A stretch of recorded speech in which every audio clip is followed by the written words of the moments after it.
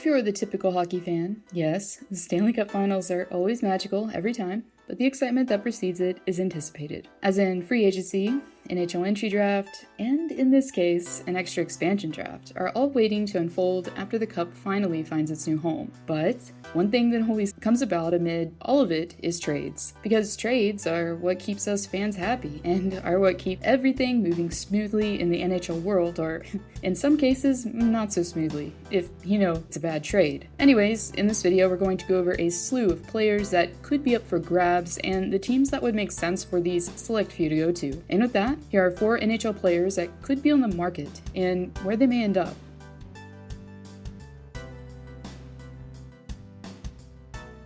Yes, we are talking about Seth Jones yet again, because, well, to put it bluntly, NHL-ready defensemen with his skill set, size, handedness, and availability are going to be rare this time around. The only other comparable at the moment is Dougie Hamilton. Therefore, as D-men are fewer than forwards, well, several teams are going to be definitely interested. With that being said, Jones, as I mentioned prior to, does have a modified no-trade clause on his contract that has $5.5 million for this coming season to pay out. Therefore, knowing that Jones does have some control over his fate, one team that could really appeal to the defenseman out of pure sentimentality is the Colorado Avalanche, as Seth's dad, Popeye Jones, was actually playing for the NBA's Denver Nuggets as Seth was learning to play hockey. As the story goes, Popeye, with his fame, actually sought advice from Joe Sakic on the best possible programs for his hockey-crazed sons. The Avalanche were there and they have morning skates at the Pepsi Center.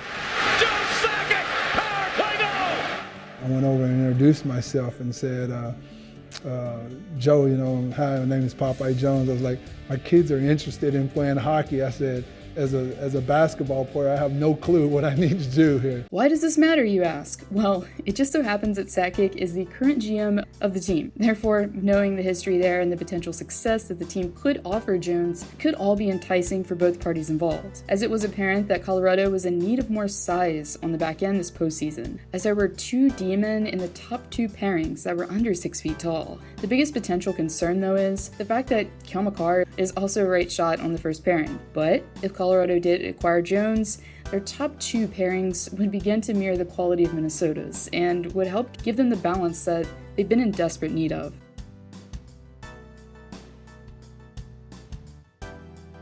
Possibly the most interesting fictitious match on this list is the possibility of a marriage between Matthewchuk and the Pittsburgh Penguins. Similar to the Avalanche's defensive structure being exposed this postseason, I think it was pretty evident that Pittsburgh was lacking in the grit and sandpaper category. As in, yeah, they're currently built to be a good regular season team, and they've proven that, but once it becomes a do-or-die scenario in the playoffs, well, they've recently found themselves at the mercy of their opponents. As management changed hands in the Steel City, the preferences did as well. Jim Rutherford seemed to favor a dominated culture on speed and skill. Brian Burke, in particular, who helps advise Ron Hextall, favors grit and size. Speaking of the president of hockey operations, it just so happens that Burke is quite familiar with Tkachuk, just as Hextall was familiar with Jeff Carter, a deadline acquisition, as Berger was assisting Calgary's GM at the time when Matthew Tkachuk was drafted. While it may seem silly to even propose such a travesty to break up the Getzel-Crosby-Rust line-up, swapping Tkachuk in for Getzel would give them more balance and flexibility. Now obviously, to make the change, the Pens would have to bid farewell to an integral part of the back-to-back Cup runs, and a fan favorite, but keep in mind that sentimentality aside, Tkachuk actually only has 1 less point than Getzel in 56 games, as he was playing on a mediocre team last season at best. With the same amount of production, assumably, Tkachuk, at 3 years younger, would greatly benefit the team, in the postseason especially. But the Pens would most likely have to give up another piece in a trade, a prospect potentially. And Tkachuk's cap hit will be $7 million next season opposed to Getzel's $6. But if the opportunity presents itself, I'm sure Burke and Hextall would at least entertain the exchange for obvious reasons.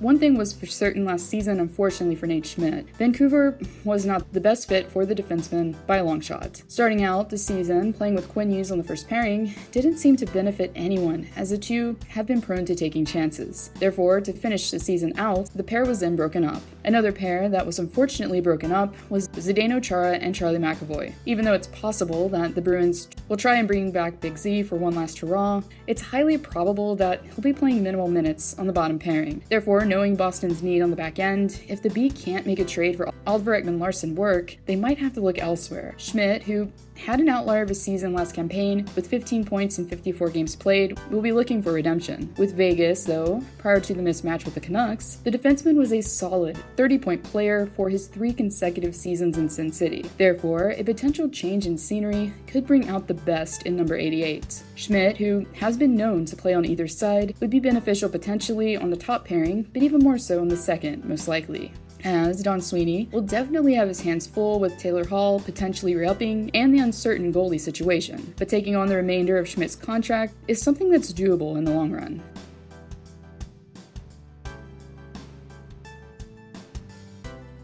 A few months ago, NHL.com's own Dan Rosen was asked if Rick Tocchet leaving Arizona would affect Kessel's future as a Coyote. Rosen replied with, quote, "I think the Coyotes will explore trading Kessel. They likely would have done that with or without Tocchet as the coach. The fact that Tocchet isn't the coach anymore is an indication to me that the Coyotes are going to build around their youth and might want a younger coach who will grow with them," end quote. With Ekman-Larsson wanting out, it's very possible that Arizona will be undergoing some major changes all around in its lineup, and one of those changes will potentially result in bidding farewell to their top scorer of last season in Kessel. Kessel, who notched 43 points in 56 games played at 33 years of age, isn't in his prime, but still could give any team some extra offensive flair. One potential suitor for the 2-time Cup champ could be in the Florida Panthers. Kessel, who does have a modified no-trade clause, would most likely not have Florida on his 8-team no-trade list, given that he dwells in the Sunshine State in the offseason. The Panthers, who have been lacking in the right-wing position, could definitely benefit from Kessel's services, as Kessel has proven that he can keep up with talented players, as he did so in the Steel City. Playing alongside Alexander Barkov and Jonathan Huberdeau just might help the sniper to get back on track. Given that his cap hit for the remainder of his contract is $8 million, if Arizona retained, say, $2 million or so of his salary, this could entice Bill Zito, as the team is going to be in win-now mode going into next season.